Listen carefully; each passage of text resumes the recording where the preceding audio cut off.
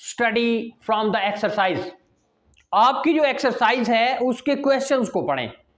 आपकी एक्सरसाइज में जो क्वेश्चन दिए गए हैं, whether they are short questions और दे आर लॉन्ग क्वेश्चंस, वो शॉर्ट क्वेश्चंस हैं यहाँ के डिस्क्रिप्टिव हैं। पहले एक्सरसाइज को पढ़ें।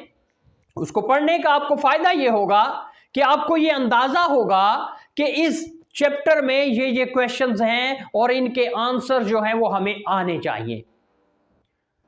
फिर उसके साथ दूसरी टेक्निक ये अपनाएं कि हर बुक के एंड पे की पॉइंट्स लिखे होते हैं, उन की पॉइंट्स को कोशिश करें अच्छे तरीके से अंडरस्टैंड करने की, उनको समझने की। जब आपको वो की पॉइंट्स जो हैं वो समझ आ जाएंगे, आप उनको कॉम्प्रीहेंड कर लेंगे, तो देन स्टार्ट योर चैप्टर।